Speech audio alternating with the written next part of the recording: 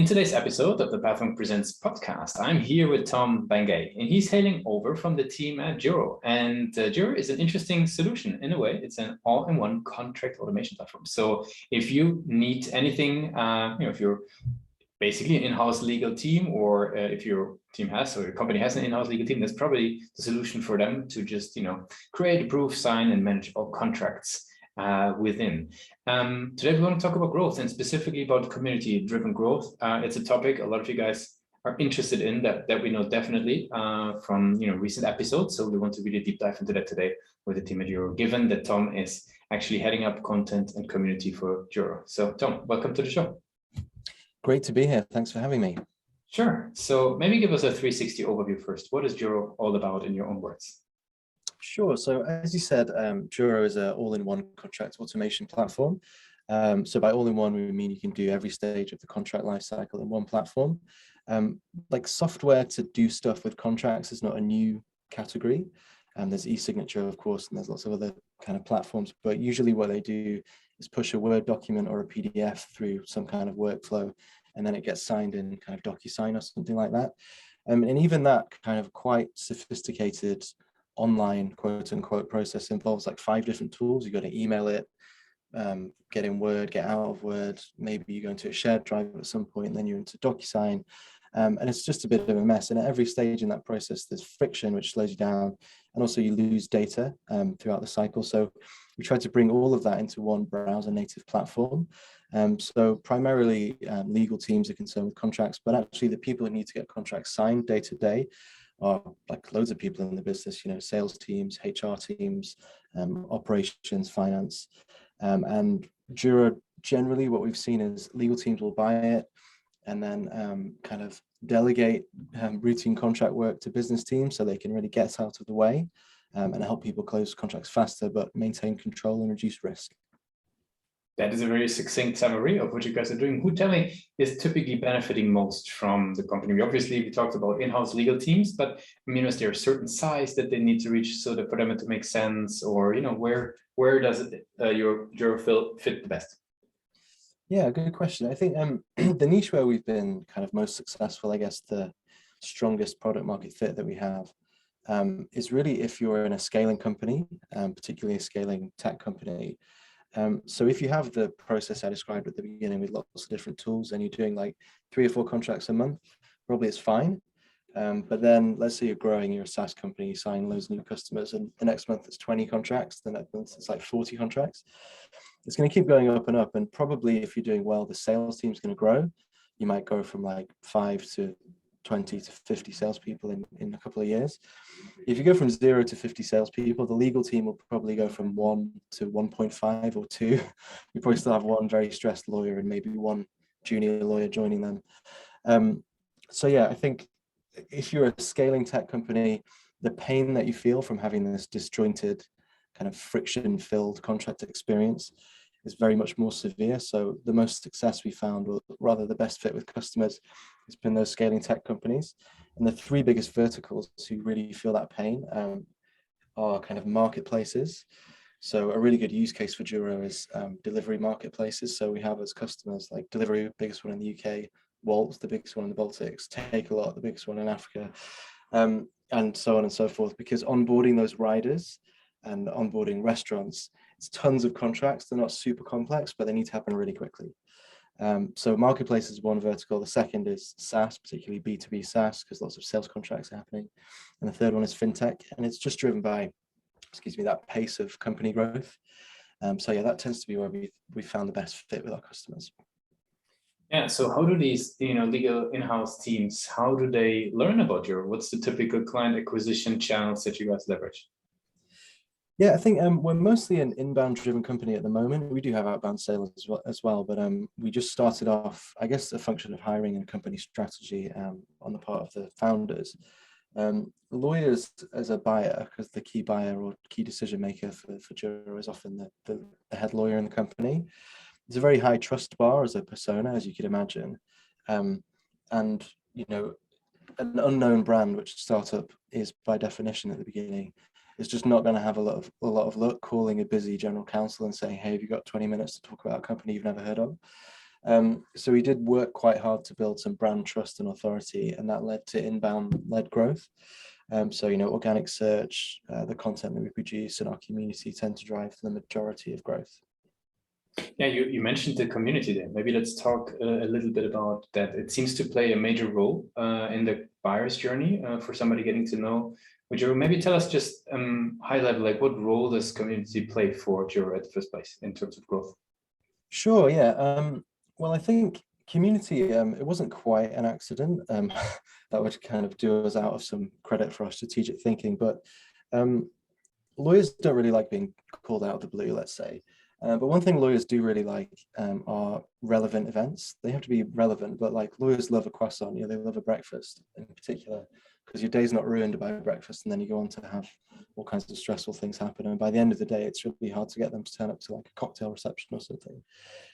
So we used to do monthly breakfasts with our kind of network of lawyers and customers and friends of customers and things like that.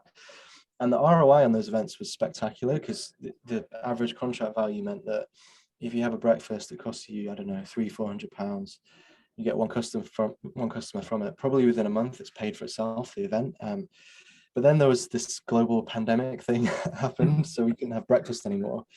And we didn't really know what to do about it, because, I mean, like everyone else, we wondered what the best approach was.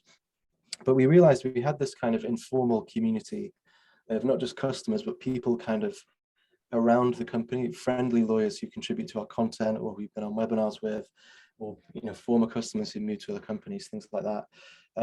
So what we decided to do is try and formalize it and bring them into a formal group.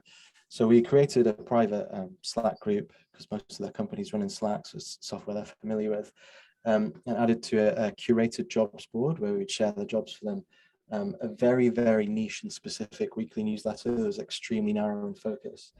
And a bunch of other things like specific content. And then obviously we developed a really regular cadence of virtual events, which got stronger and stronger throughout the pandemic, and now is transitioned into actually holding a conference next Thursday for 120 members, which is really exciting.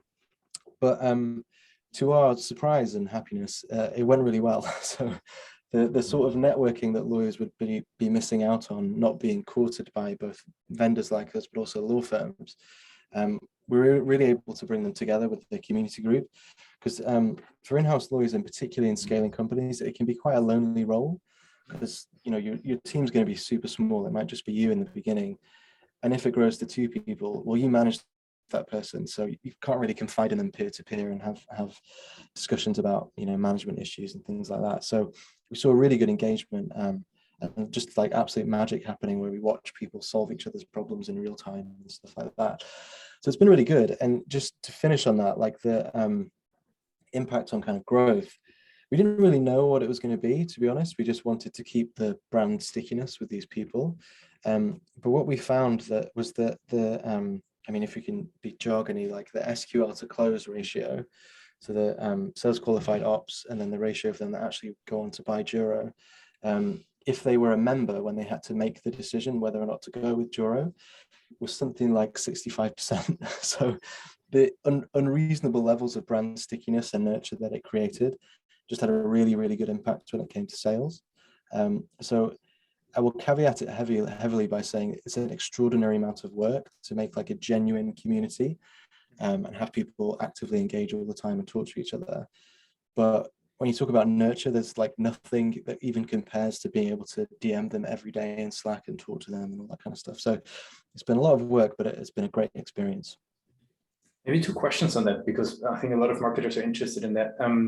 What do you guys do sort of, on a regular basis to keep the community, engaging and alive? Is it sort of a self-feeding, dynamic? Do you guys have to distribute content in there? Like, what do you guys do?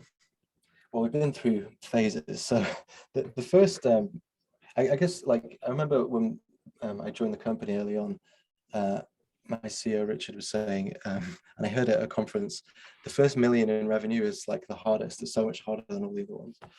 And that was definitely true. And with community, I'd say the first 50 members were so much harder than the rest, because you have to get them comfortable with the idea. You're going to be walking into an empty room of people who don't know what's happening, and this group isn't really going yet. So just like be patient. And that's quite a big ask. Like, join this dormant Slack group for a while, and I promise it's going to get good. So the early days are quite painful, particularly kind of hosting a Zoom call and then 10 people sign up, but if only 3 turn up, that's super awkward. So what we really realized quite early on is that scale will just solve everything. So we were very aggressive in trying to get to 100 members. We just emailed people, called people who we knew would get value from the group. We just worked really hard to get them to join. And once we got to a certain number, I'd say it was more like 200 than 100, it did start to be self-sustaining. And lots of our guesses about what lawyers would find interesting were wrong, and that's cool. You just learn it in real time.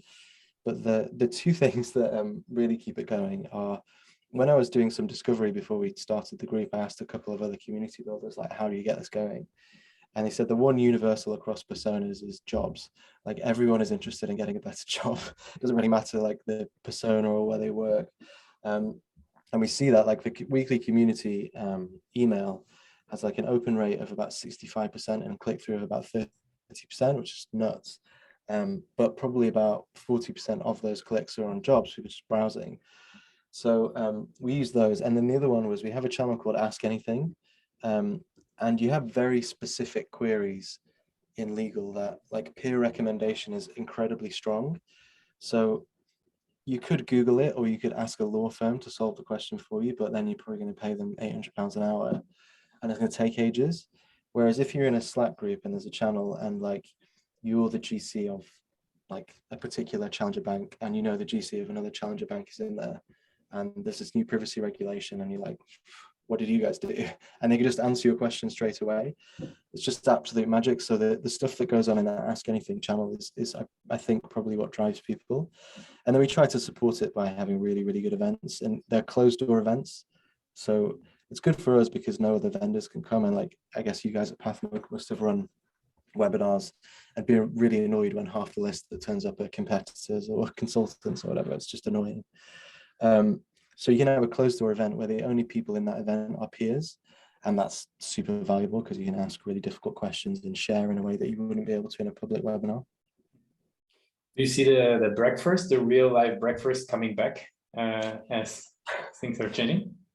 I mean, I hope so. So we had a breakfast just before, we had 2 before Christmas, and the first one was quite good, but people were a bit like weird because they hadn't been in a room with people for a while. So then we arranged another one, but we did probably, if there's any like events people listening, and I've hired one since who was like, that's the stupidest thing I've ever heard. We arranged the event for the morning of the first Thursday in December, which is like peak Christmas party season. And at the same time, the Omicron variant was just peaking in, like just poking out in the UK. So we were quite hit by numbers there. I think we had like 20 signups and about 7 people showed up. So I think we will bring them back, and the number of people signing up for our conference next week is very encouraging. And I think probably we do have license to bring that back now, but events are like, they're quite high risk physical events if people don't show up. So I think we've solved that now, but yeah, I hope to bring them back. Makes sense. I'd like to switch gears a little bit, and because you're working obviously not just in community, but also a lot with content, how do you think about the website? Like, what role does the website play for Juro? Well, I mean, the website is, I think the community is super important, but by a stretch, the website is the most important marketing asset that we have in the business, because most of the revenue flows through it, and flows through, I guess, like most SaaS companies, through like 2 pages. The homepage and pricing are probably the 2 most important pages to a lot of companies. So we do work quite hard on that, and particularly on SEO. So I also look after SEO, which is a bit of a swerve from event management. But we started quite early. Probably in hindsight, we should have started earlier, building up really, really strong ranking positions around kind of key high intent terms like contract management software and e-signature. There's a brief point where we were ranking above DocuSign for e-signature in the UK, which I'm just going to frame that screenshot and put it on the wall. And it just gives you a certain level of always on traffic that is like genuinely priceless, and like it compounds really well. So I think your website's never done. It's just like you're constantly refining it, and even right now we're going through a design upgrade that we're going to ship quite soon. But yeah, super important. Like every interaction on that website gets scrutinized really closely to make sure our funnel is healthy.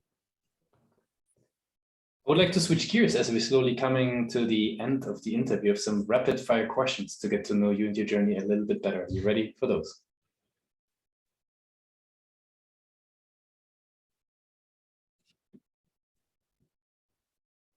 Mhm. Okay, perfect. Sure, Very sorry, good. my internet was slightly unstable there, but I think I'm back now. No worries. So I just mentioned we'll switch gears a little bit and jump into our rapid fire questions to wrap it up for today. Sure. Very good. What's the last book you read? Oh, the last book I read was, this is like really awful, was, I mean, not awful, it's a great book, but was something called Obviously Awesome by April Dunford. It's about positioning, and it was amazing. I attended a workshop with April and I was like, how do we, like, is there some way we can hire her? And like, absolutely not, unaffordable, but it was a really great book. I really recommend it. And I've just started Great to Good. I do read about things that are not startups, but we're trying to increase our startup bookshelf here. So yeah. Very good. What's one single thing your company is focused on the most at the moment? Good question. I think, well, one big focus for the year is integrations. So one reason we've been successful is that we do have a really big focus on making contract software easy to adopt, not just for the legal team, but other teams. And to do that, you need to meet them where they live. So we have the obvious integrations like Salesforce and Workday and Greenhouse and stuff. We're just building HubSpot at the moment. We have Zapier, so you can integrate with pretty much everything. But integrations are really the way you get into other teams. It's really good for growth and adoption. So that's a big focus for the year. Very good. If there would be no boundaries in tech, what's the one thing you would fix for your role today? My role. It'd be really great to just have some kind of cheat codes to SEO because it's such a moving target. And something that works really well 1 month, obviously you've got to scrutinize algorithm changes and stuff like that. But I think if you have scale with your SEO, if you're a B2C company with huge volumes of traffic, it's a little bit easier to learn from data and make decisions than it is with B2B, where we're dealing with lower volume keywords. So some kind of cheat codes to Google would be absolutely great. I love that. Very good. And the very last question, I would like to do a little bit of time travel. Let's go back to the days of King's College London, if you allow, right? So you're heading out of formal education, heading into the world of business growth, actually been in film editing as well. Yeah, so I'm curious, what's the one advice you would give yourself for your journey? Gosh, I think, well, I hadn't worked at a startup before I worked at this one. And the one thing that is incomparable in a company like this is the pace of learning. So I probably would have tried to get into a startup earlier if I'd known how much you can learn in a short period. Having said that, I think startups are extremely dependent on founders, like they cast a huge shadow. And the CEO is still my manager at the moment. So I think I would have advised my younger self to, once you're in a position that you don't have to kind of beg for any job you can get, which you do when you leave university, really go deep on your managers because they define how happy you're going to be in your job and how successful you are. And I've been relatively fortunate and extremely fortunate at Juro in terms of the managers that I have. But a bad manager is like, it's just going to ruin your life. And like knowing what to look for in that kind of person would be really useful. So I definitely train that into my younger self. Very cool, Tom. I really appreciate you took the time to be a guest on Pathway Presents. I want to give you the very last word. If somebody would be forgetting all that we discussed about Juro today, what's the one thing that they should remember? What should they remember? I think, well, if I'm making it very succinct, contract software is not new. There's probably like 150 providers. But there's only one that is the top rated on G2 for ease of setup. And contract software tends to be off-putting to people because they don't want to spend 6 months ripping everything out. Our implementation is like 21 days. So if contracts are a nightmare, there is a solution. That's what I would say. Thanks a lot for being a guest on Pathway Presents. You're very welcome.